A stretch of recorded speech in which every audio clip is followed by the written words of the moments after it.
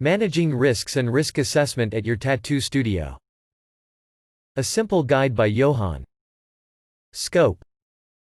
During this presentation on how to manage risks and how to do a risk assessment at your tattoo studio, the following topics will be addressed.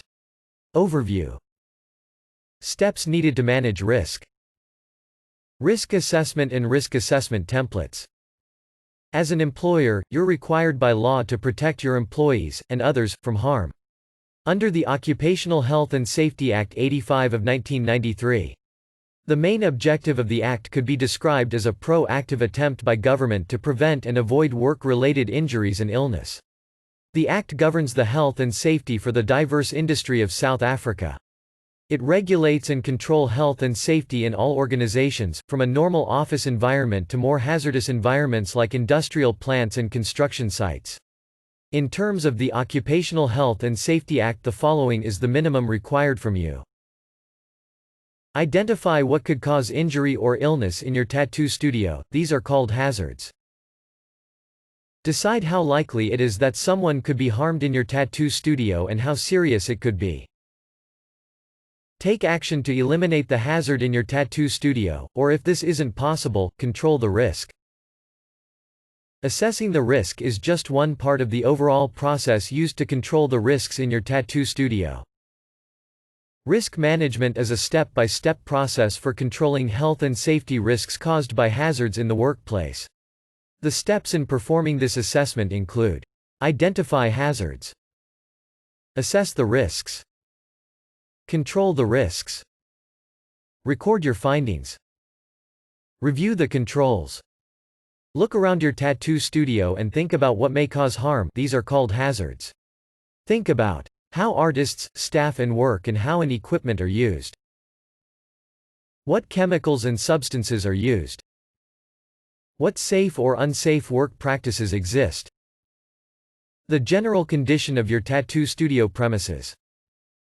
Look back at your previous accident and incident and records, as these can help you identify less obvious hazards. Take account of non-routine operations, such as maintenance, cleaning or changes. Think about hazards to health, such as manual handling, use of chemicals and causes of work-related stress.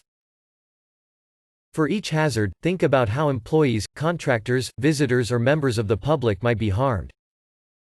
Assess the risks. Once you have identified the hazards and risks, decide how likely it is that someone could be harmed and how serious it could be. This is assessing the level of risk.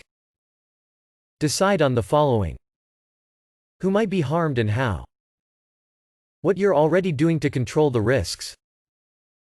What further action you need to take to control the risks. Who needs to carry out the action. When the action is needed by. Control the risks. Look at what you're already doing, and the controls you already have in place. Ask yourself the following questions.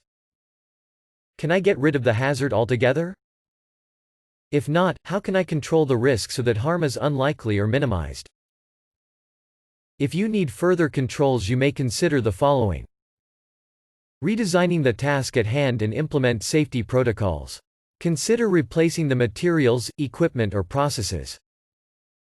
Reorganizing tasks to reduce exposure to the materials, equipment or processes. Identifying and implementing practical measures needed to work safely. Providing personal protective equipment and making sure workers wear it. Put the controls you have identified in place. You're not expected to eliminate all risks, but you need to do everything reasonably practical to protect people from harm. This means balancing the level of risk against the measures needed to control the real risk in terms of money, time or trouble. Record your findings. If you employ people, you must record your significant findings, including the hazards, things that may cause harm, who might be harmed and how, what you are doing to control the risks. Feel free to make use of the generic Tattoo Studio Risk Assessment Toolkit to assist you in this task to do it yourself, or you can appoint a competent person to evaluate and compile documents for you. Review the controls. You must review the controls you have put in place to make sure they are working. You should also review them when they may no longer be effective. There are changes in the workplace that could lead to new risks such as changes to staff, a process or the processes or equipment used. Also consider a review if your workers have spotted any problems or there have been any accidents or near misses. Update your risk assessment record with any changes you make. Risk assessment. A risk assessment will help you to keep a simple record of the following: who might be harmed and how. What you're already doing to control the risks. What further action you need to take to control the risks. Who needs to carry out the action. When the action is needed by. Example risk assessments. Examples assessments may indicate how other businesses have managed risks. You can use them as a guide to think about some of the hazards in your tattoo studio and the steps you may need to take to manage the risks.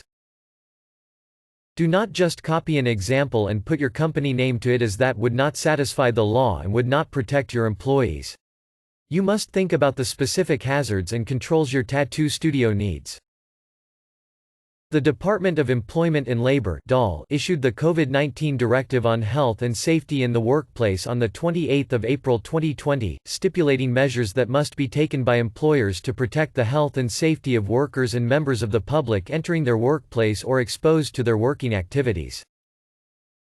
Employers must do a risk assessment before resuming operations, taking into account the circumstances of their specific workplace and what can reasonably be done to protect workers and others from exposure to COVID-19. I hope this short video will assist you in doing your tattoo studio risk assessment as required by the Department of Employment and Labor.